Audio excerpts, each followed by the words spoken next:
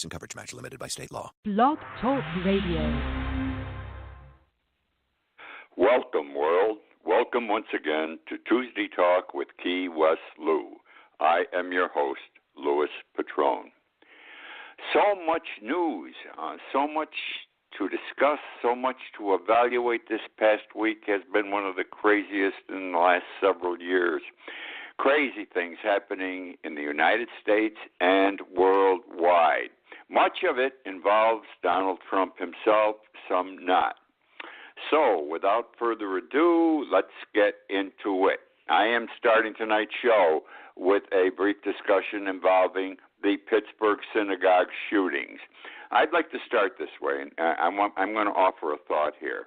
I'm just going to put it out there for you to evaluate. Nothing deep, but I want to throw it out. And that is this. The hatred and violence being spewed from the very top of our political society. Consider it.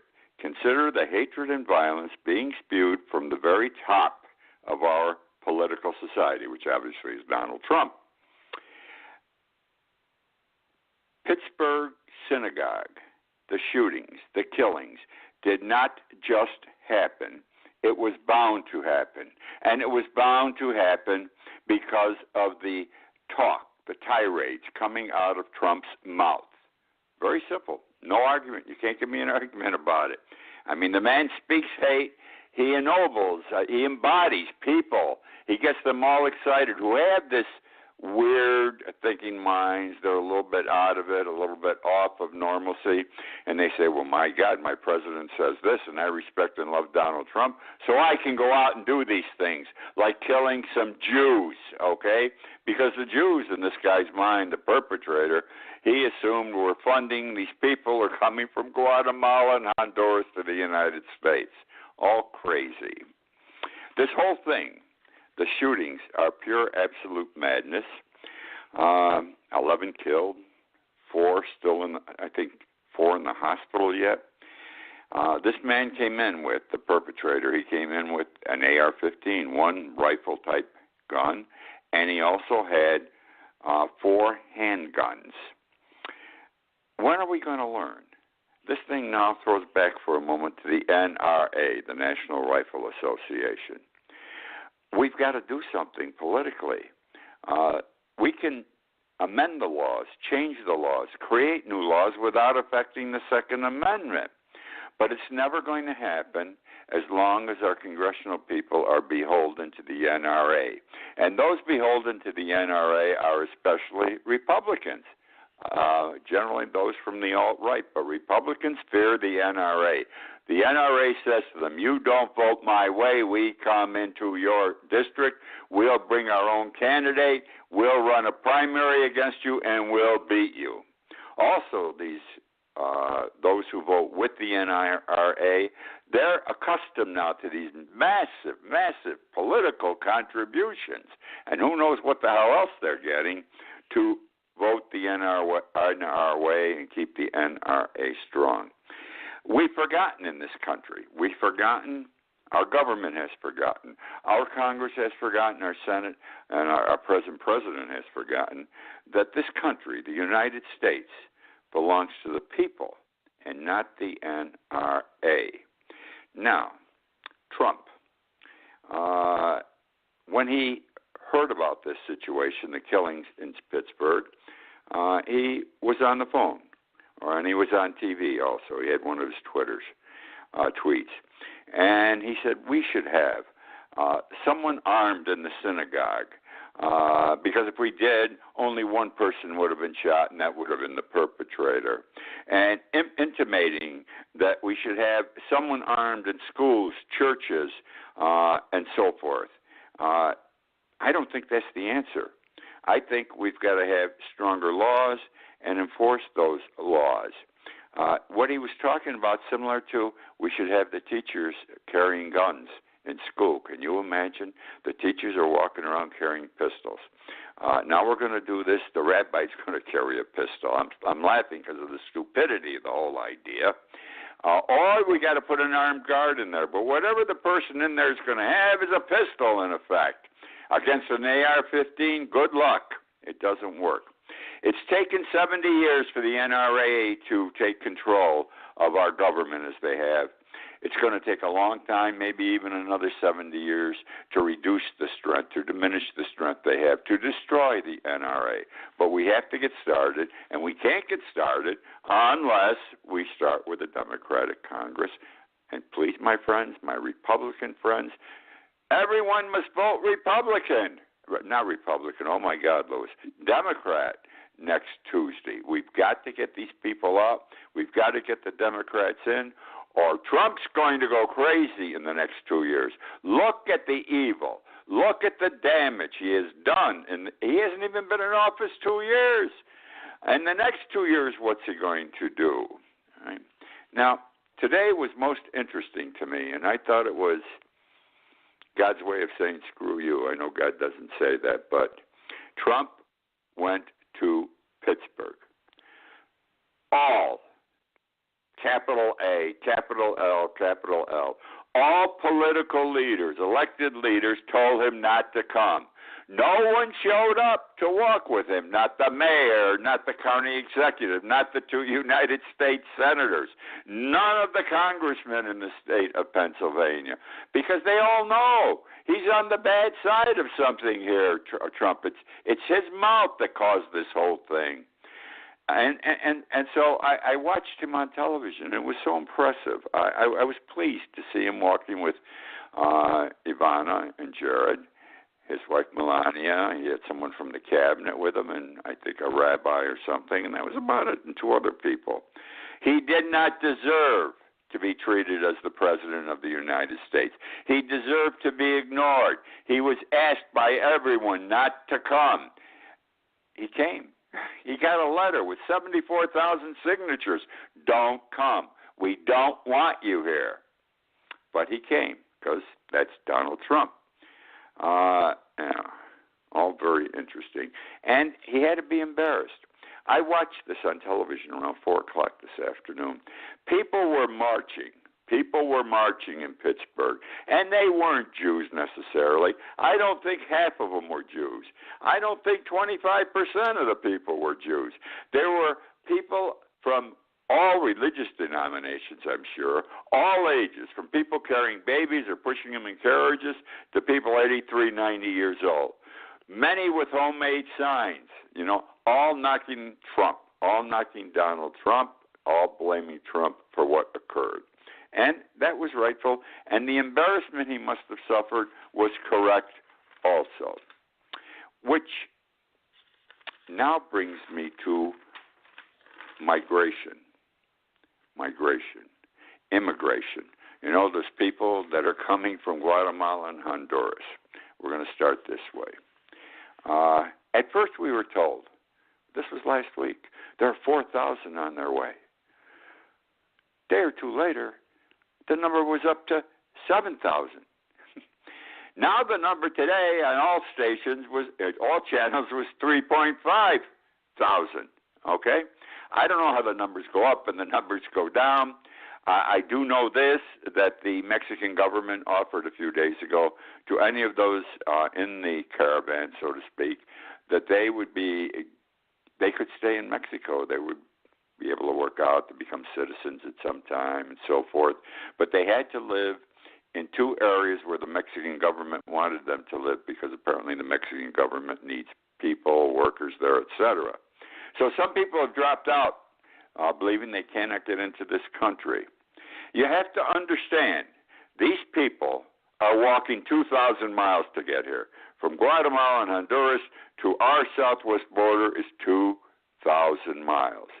They have only gone 1,000 miles. They've only gone 1,000 miles so far. There's another 1,000 miles to go. They travel 30 miles a day. They're walking, don't forget. And at that, they do 30 miles a day walking. Do the numbers. They're still a month away from reaching our southern border. Okay? A month away, and he's going crazy. I'm going to get into the military in a second here. What Trump is doing is election bravado. the election's next week. He needs that immigration issue, he thinks, to have his party win.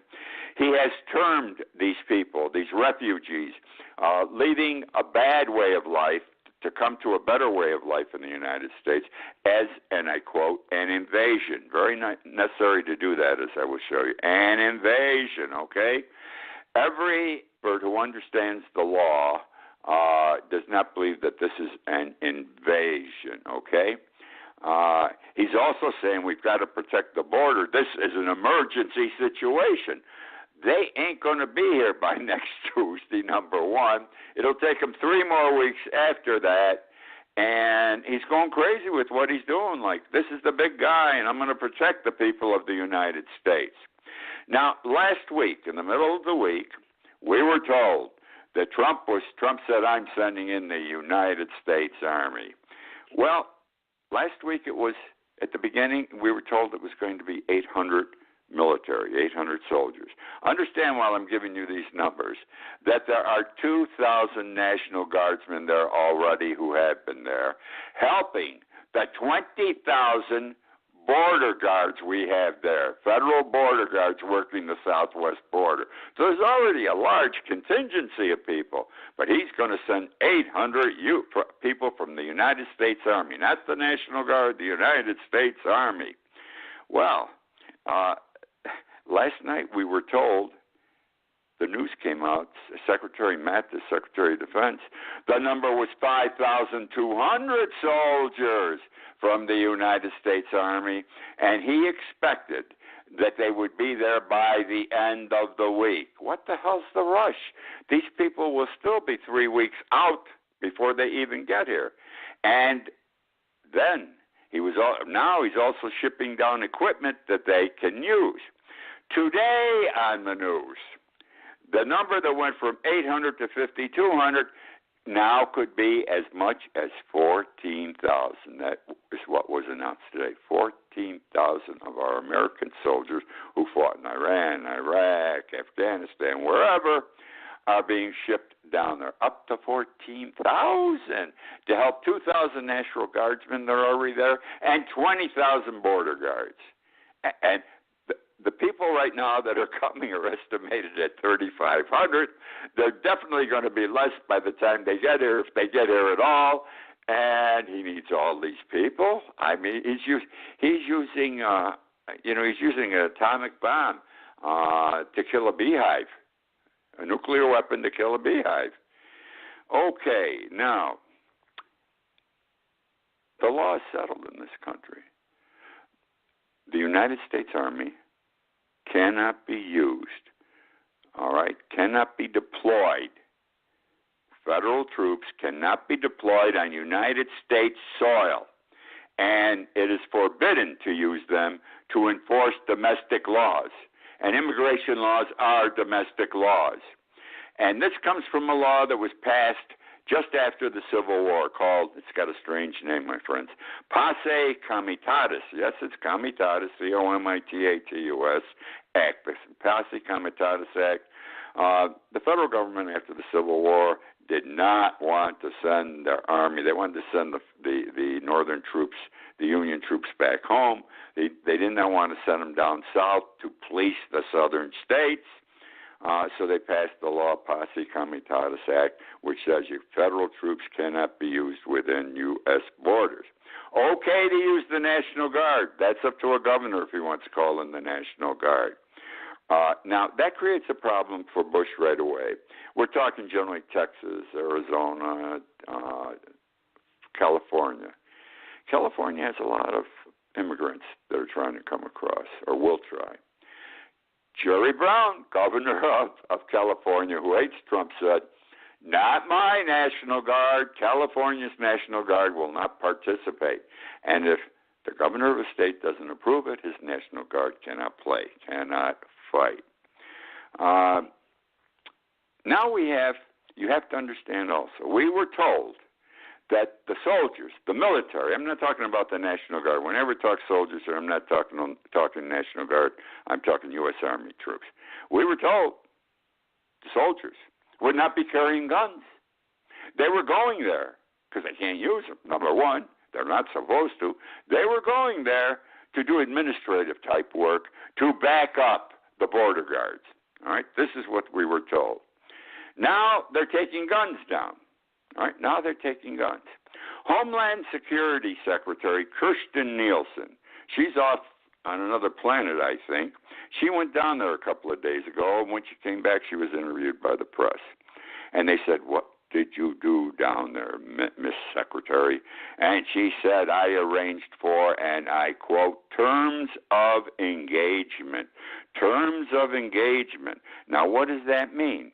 Guns or no guns? That's what it means. When do you fire on somebody? But we weren't going to carry guns. Now, apparently, we're carrying guns. And I guess if somebody gets out of hand, whatever immigrants want to come across, they may get shot. It can happen. Some mother carrying a baby, they're both going to get shot because the soldiers have been authorized that if attacked, now nobody knows what attack means, they can use their weapons, which they weren't supposed to bring in the first place. Okay? Now, this was yesterday, I think, or today. Yes, last night or today. Fox News had a former immigration agent by the name of David Ward on one of its shows. And he said, "Gotta watch out. These people are coming in. Watch this with diseases. Diseases like leprosy, smallpox, and tuberculosis. Would you believe this?" Excuse me, leprosy. Who the hell's heard about leprosy? I did a little homework, okay? The last case of leprosy, it was eliminated as a public health hazard in the year 2000. There are a few scattered cases here and there in the world, but as far as the United States is concerned, it has been eliminated worldwide as a public health problem since the year 2000. Smallpox. Do you know when the last case of smallpox was anywhere in the world? 1977 in Somalia, okay? And it was declared eradicated in 1980. Tuberculosis is still with us, infrequent cases in this country, all over. But there's no concern by public health because it's easily treated with antibiotics. So, ain't no leprosy coming, ain't no smallpox coming, and if any TB came, it can be treated. But this is a crock of shit that these people are going to bring these weird diseases from a century and 2 centuries ago here, just to scare the American people into understanding and agreeing what Trump wants to do and sending the army down there and backing him up and hopefully supporting him at the Republican Party next Tuesday in the election. Now, I'm going to tie this in. Stay with me. I love this, what I'm going to do now. I'm going to tie this in with an update on Hurricane Michael. Hurricane Michael was only 17 days ago. You don't hear much about it. And before the hurricane hit, when it was a 4 or 5 coming in, I said our government, Trump, will not be able to handle this. It's going to be another Puerto Rico before he's done. And he went on TV and he says, "Don't worry, Texas, don't worry, Georgia, don't worry, the Carolinas. We have a lot of money. FEMA's prepared. We're going to take care of it. We have no concern." Well, not a hell of a lot has been done in the last 17 days. I've written and talked about this in the last 17 days because I think FEMA's failing us and the federal government is failing us, especially in the panhandle. Because if FEMA was doing its job, it would be all over the internet, it would be all over television, it would be in the newspapers. When's the last time you saw anything about it or heard anything about it? Very quiet, because they're not doing enough and the people are pissed off, okay? So let me cover some things on Hurricane Michael so you can have a better grasp of what's happening down there. Third toughest hurricane to ever hit the United States in recorded history, the third strongest hurricane. The people are living with generators, gas cans, The gas is being rationed generally, so they haven't much gas to put in the gas cans, and they can't always get it. They're living with a curfew. It's only 2 times in a day, daylight and dark. You can't be out. You can be out during the daylight. You can't be out during the dark hours. No electric power after 17 days. Maybe in 2 months. Maybe in 2 months. They're living, these people, you got to understand, especially the barrier islands to the panhandle, their homes are flat. There's nothing standing. There's not even a wall standing. It's boards on the ground. Their homes are flat. So they're living in tents. They're living in cars. They're living in a friend's home, and where they can get a room in a hotel, but the hotels are full. Grocery shopping. As a general proposition, there's no stores to go to. You know, the people stand in long lines waiting to get water, tarps, bug spray, which is very important, baby diapers, which are extremely important, and food. Some Winn-Dixies have opened, but they only stay open until 5 o'clock, and only a certain number of people are allowed in every hour. That's it.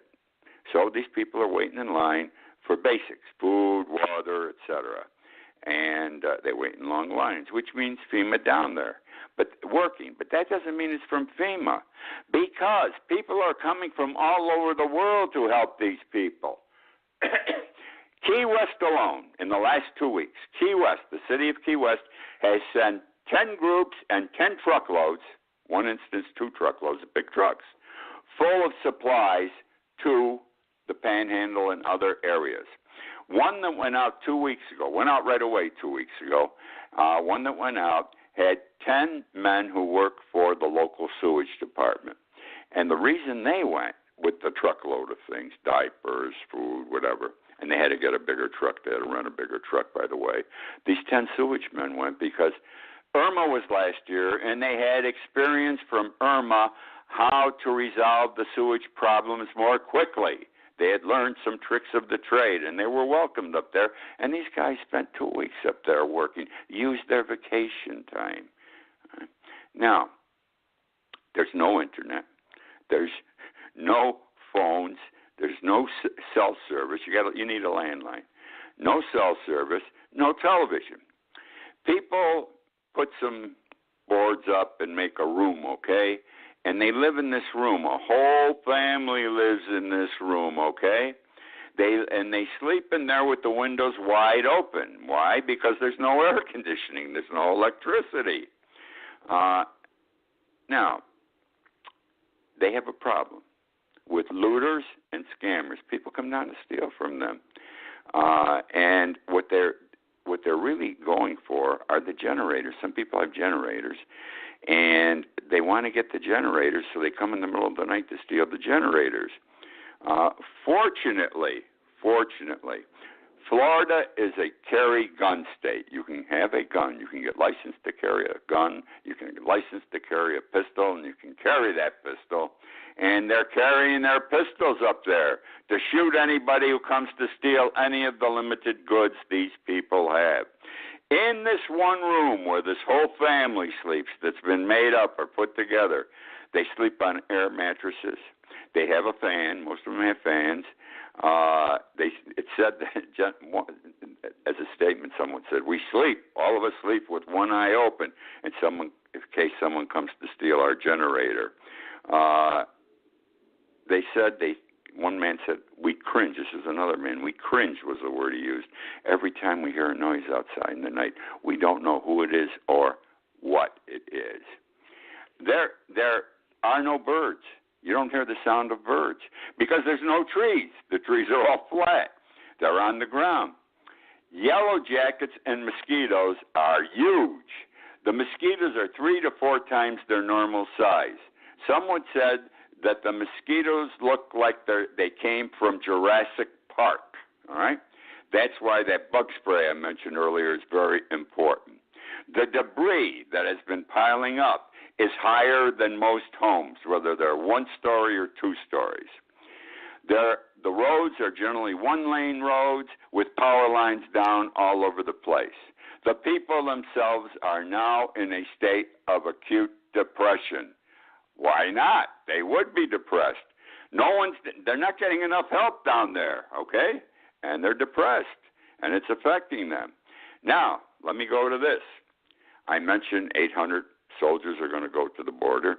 Then it was 5,200 soldiers, and today it could be as much as 14,000. I want to know something. There are National Guardsmen there, by the way, and there are FEMA people. There's not enough of anything, though. Why send 5,200 troops that are going to be at the border by the end of the week? Why send them there? Send them to the Panhandle. Send them to Georgia. Send them to the Carolinas, where they can be used immediately. Now, this danger, this invasion Trump talks about, isn't going to arrive at our border for a whole month. So there's a calamity now. There's a need now. Those soldiers should be at the Panhandle, those 5,200 soldiers.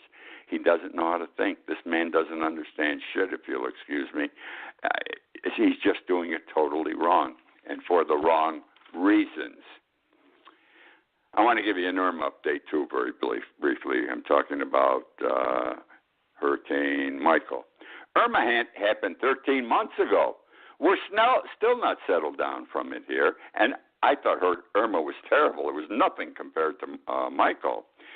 What I wanted to share with you is a report that just came out from our local governments in the state that our population in the Florida Keys has dropped in 2017 and 2018 in every key city, and unincorporated areas, because we have areas that are governmentally run by smaller governments that are unincorporated.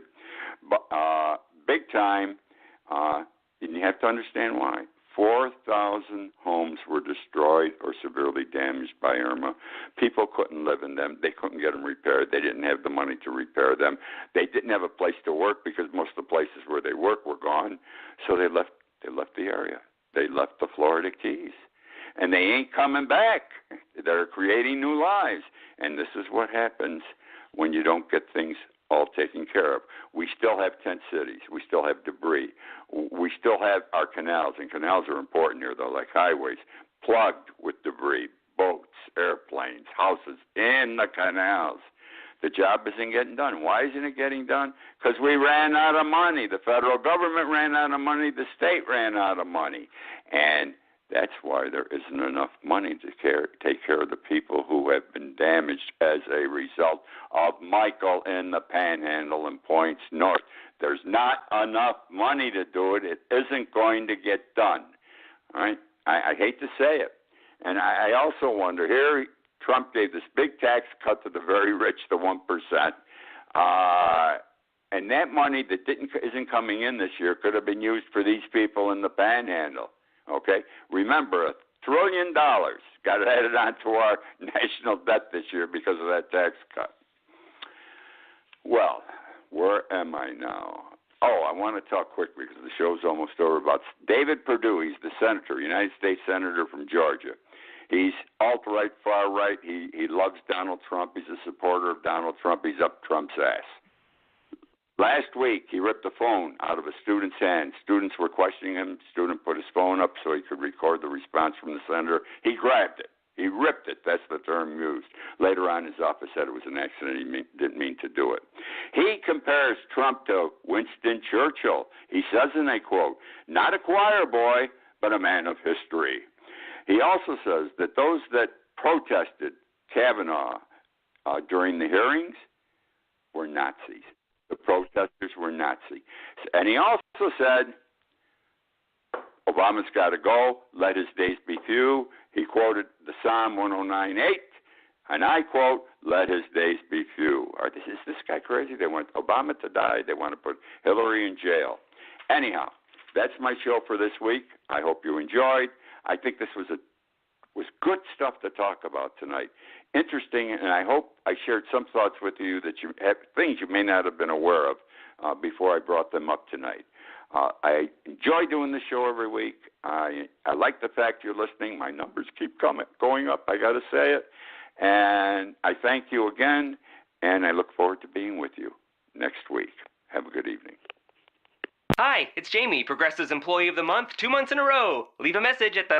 Hi, Jamie. It's me, Jamie. I just had a new idea for our song about the Name Your Price tool. So when it's like, tell us what you want to pay, hey, hey, hey, and the trombone goes, blah, blah, blah, and you say, we'll help you find coverage options to fit your budget. Then we just all do finger snaps while a choir goes, savings coming at ya, savings coming at ya. Yes? No? Maybe? Anyway, see your practice tonight. I got new lyrics for the rap break. Progressive Casualty Insurance Company and Affiliates. Price and coverage match limited by state law. How do you feel about your office? Is it just a space for employees to work? Or is it a space where your employees do their best work? When you're in the right space, it can bring your teams closer together and be where the best talent wants to work. When you're in the right space, it can make your life easier. Whether it's a new HQ or a satellite office, with WeWork, you can find a space that works for you.